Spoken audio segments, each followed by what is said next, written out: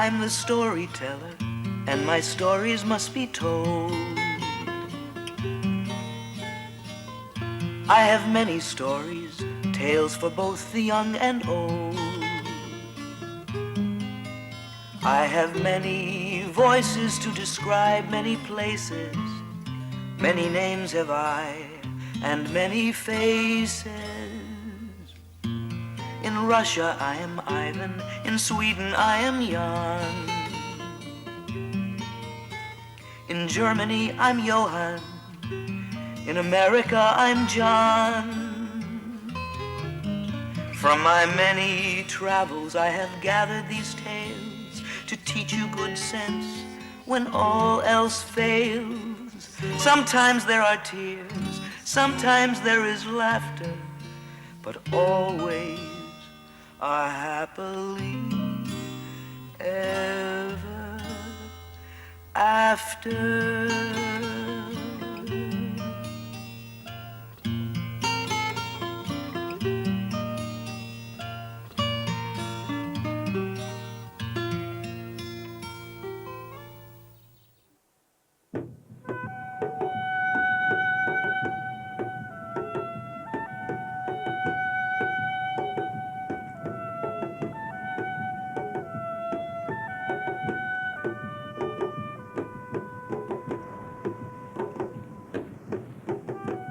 Long ago and far away, in a small and isolated village, there lived a man called Nebo. Nebo, his family and fellow villagers were all simple farmers who spent most of their time cultivating their fields, growing maize, vegetables and other crops.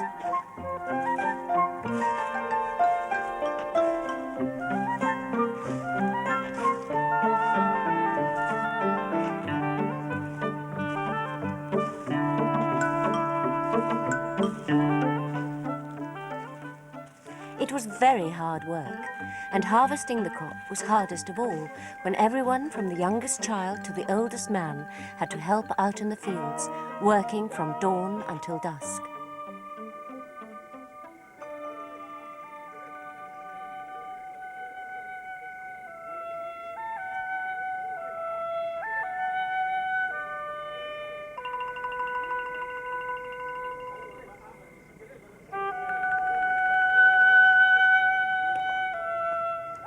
Although it was a hard life, Nebo and the villagers always managed to grow enough to feed themselves. And at the end of each day, after the oxen had been unyoked and all the animals attended to, they could relax with a pot of beer to share between them, while the womenfolk prepared the evening meal.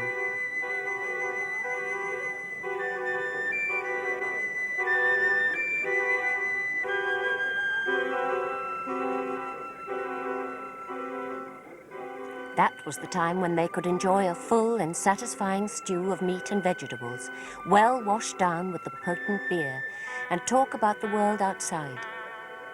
None of the villagers had travelled very far afield, but each one knew exactly what the world was like, what other people looked like, what they wore, and what outlandish customs they followed.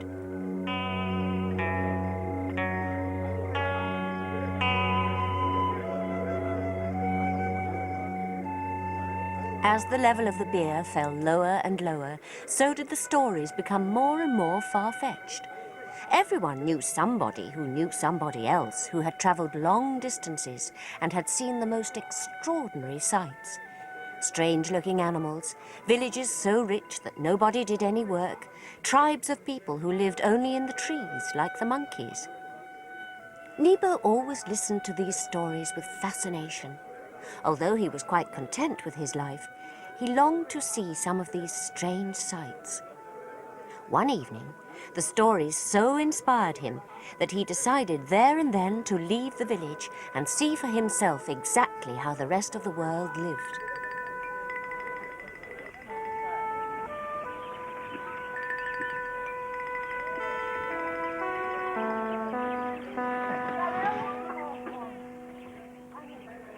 Without delay, he ordered his wife to prepare a bundle for him, containing food and some money.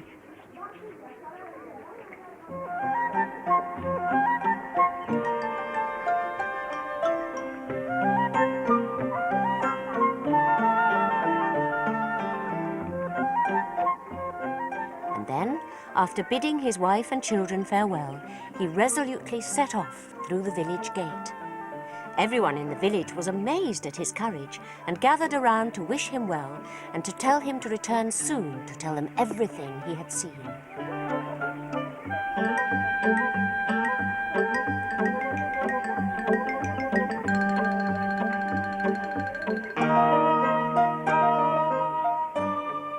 Using the sun to guide him, Nebo journeyed on, not knowing what to expect, but quite sure that he would soon encounter the most wonderful-looking animals and people. It couldn't be otherwise, as he had lived such a restricted life before. All the animals he saw looked strange to him. All the plants were quite unfamiliar. It was the variety of the animals, the different shapes of the trees, the variation of the colours. These are what captivated this simple tribesman. After all, he had never been away from his village, and what may have seemed ordinary to a well-travelled person was miraculous to Nebo. He had always questioned if there was, in fact, a world outside his village. On and on he travelled, not encountering a single human being for many days. Perhaps, he thought, there are no other people on this earth except our own villagers. Even so, he had seen enough to be able to tell the village the most amazing stories when he returned. Even the most far-fetched story had never told about these strange animals with the long, long necks and patchwork hides, or the fierce birds, large as children, that perched high in the trees, always on the lookout for prey.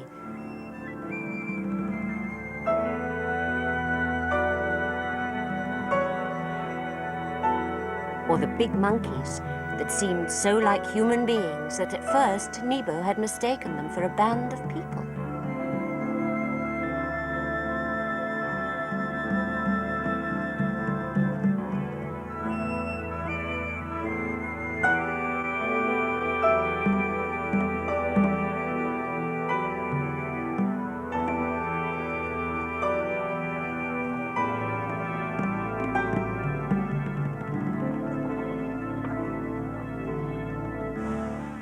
Nebo was so fascinated by everything that he saw that he had no thought about turning back.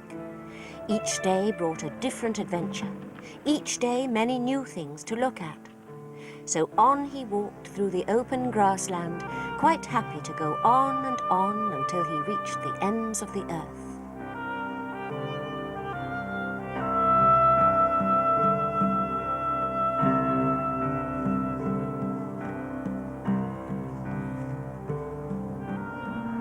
One morning, quite suddenly, he encountered a very large herd of fine-looking cattle.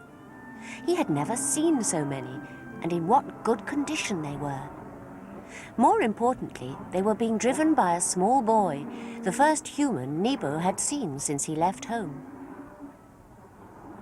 Very excitedly, Nebo stopped him and asked him who the herd belonged to. Of course, the lad didn't understand a word. Again, Nebo asked him the same question, but still the lad didn't understand. So he replied simply, "Minu," and walked on. Minu, thought Nebo in wonder. Well, he must be a rich man to own such a fine herd. Deep in thought at this encounter, he walked on, pondering what he had seen. After he had left the herd, it seemed to Nebo that he walked for such a long distance without encountering another person. He was lonely and longed for his own people. He wondered whether or not he had come to the end of the land, but he kept up his courage by remembering lessons he had been taught in his youth. He used these memories as a way of forgetting how alone he was. He remembered his father's bravery, his mother's skills, and most important, he remembered how much they loved him. He didn't have to travel much further before he encountered a blacksmith fashioning his goods by the side of a track. The man was working at an intricate sculpture, and Nebo watched fascinated as the man transformed his iron into a lifelike figurine.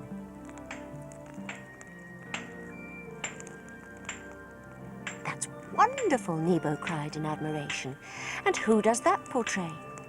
The blacksmith looked amazed and replied, "Minu, Minu." Minu again, Nebo thought. What an important man this Minu must be.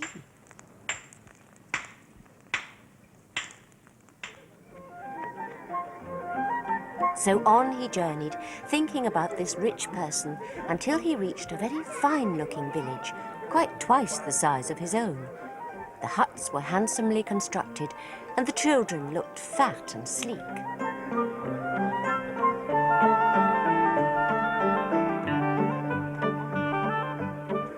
"Who is your headman?" he asked a group of pretty girls, but they just smiled and replied, "Minu." Minu, the headman of such a fine village, thought Nebo. No wonder he owns so many cattle. No wonder people make sculptures of him. As this was the first village Nebo had reached since leaving home, he strolled around, looking at all the activity going on. He was lost in admiration at the skill of the villagers. Wherever he looked, they appeared to be making something wonderful, according to their own talent. He saw beautiful, colourful beadwork being made for every kind of ornament, from headdresses to ankle rings.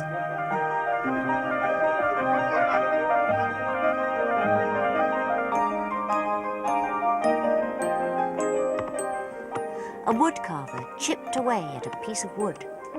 "Who is that handsome carving for?" Nebo asked the man, who just looked at him in surprise. "Minu," he replied, and carried on with his work. Minu, of course, Nebo thought. I wonder if I shall ever meet this extraordinary person.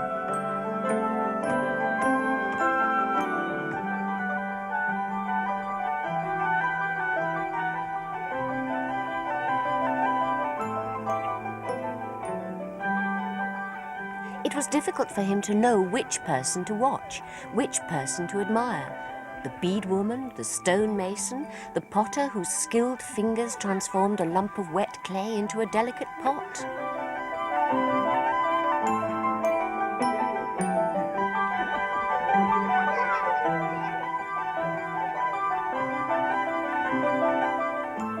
Nebo was absolutely captivated by the care the potter devoted to every detail, and again he wondered at the loyalty of everyone he met towards the mysterious Minu. First, the beadworker, then the stonemason, then the head decorators, and now the potter.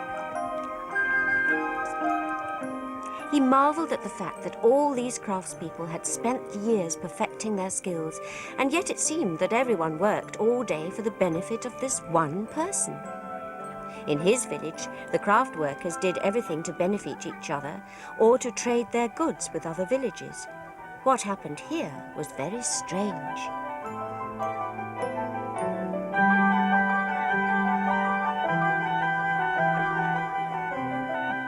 Nebo had to admit that each person he met seemed prosperous, more so than anyone in his village. The continuing mystery of Minu began to cause Nebo to believe that the stories he would soon be telling to his village would make him very important. "Who is that for?" Nebo asked the potter as he watched her deftly mould the pot's shape.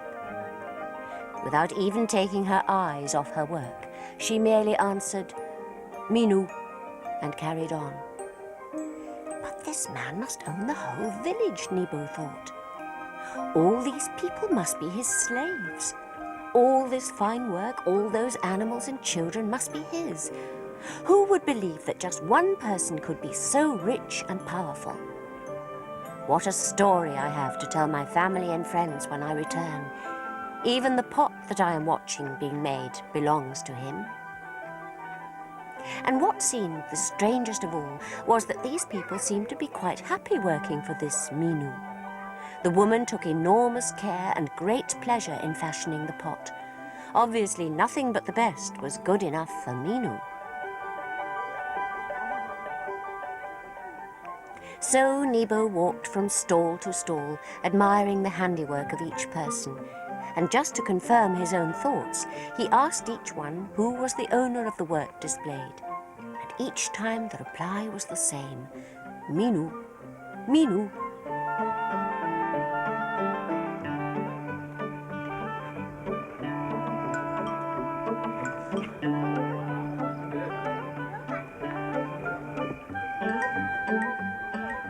Even the fruit seemed to belong to that man, although that didn't stop the stallholders kindly giving Nebo some fruit to quench his thirst. At least Minu seems to be a kindly ruler who looks after the welfare of his people and his herds, Nebo conceded.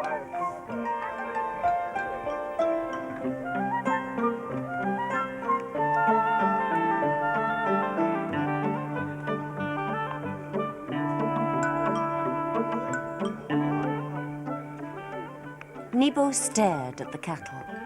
He noticed that the herds from the different areas were being brought together in one large enclosure. Although everyone worked extremely hard, they did not work for very long, compared to the routines which Nebo usually followed. As the afternoon wore on, the villagers gathered together, dressed in all their finery, and began to sing and dance.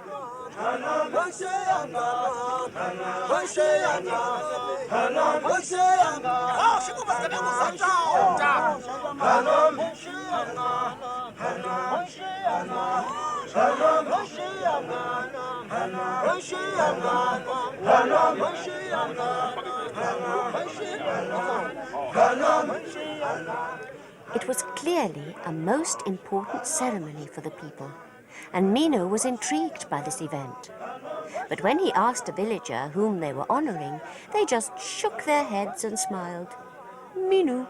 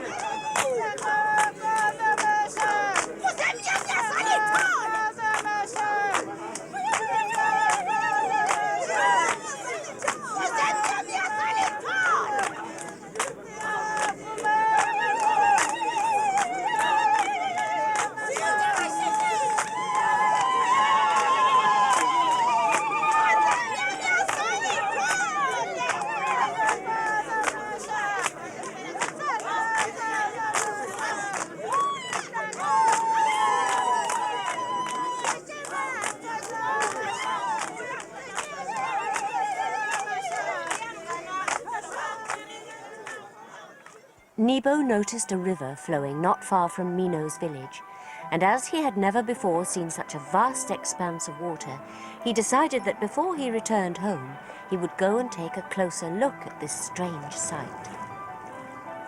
As he walked down to the banks, some of the villagers were fishing busily, skillfully spearing the fish or catching them in nets. Nebo was fascinated. He had never seen fishermen at work before. Very rarely had he tasted fish. How clever they were to impale these wriggling creatures on their spears, he thought. How swift they must be.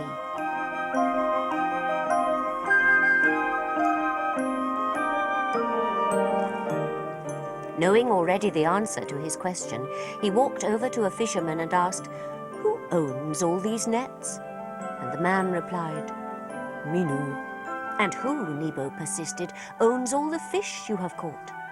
And again the man replied impatiently, Minu. Just as I thought, Nebo thought to himself. This man owns everything. I shouldn't be surprised if he owned all the birds and insects that fly, the sun, the wind, and all the land around us. As he pondered this strange thought on his way back to the village, he was stopped by a funeral procession passing by.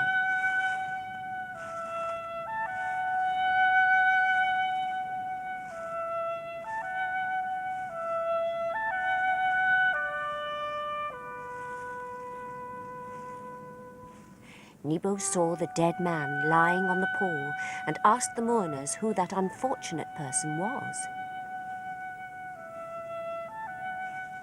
Everyone ignored him, but he persisted with each mourner until at last one woman sadly replied, "Minu, Minu," and walked on weeping. Nebo was dumbstruck at the news.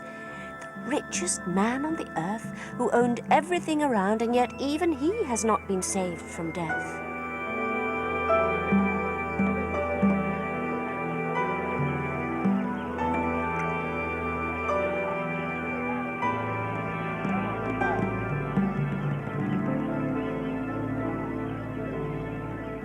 In a quiet and thoughtful mood, Nebo returned to the village. He had seen enough, he decided, and had learnt a great truth. Now was the time to return home. He bought some food to sustain him for the long journey back. Until today, he would have been curious about the different flavors of the food he was tasting, but now he thought only of home.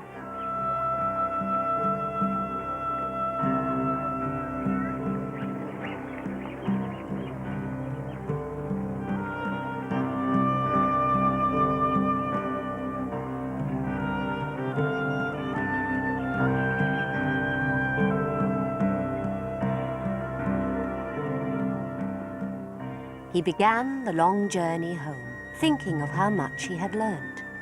The most interesting part of this entire tale is that at no time did Nebo doubt that he understood what he was being told. He was slightly surprised at certain practices, but that was all. He did not realize he neither had had a real conversation with anyone, nor did anybody understand his questions. Minu? Minu just means I don't know.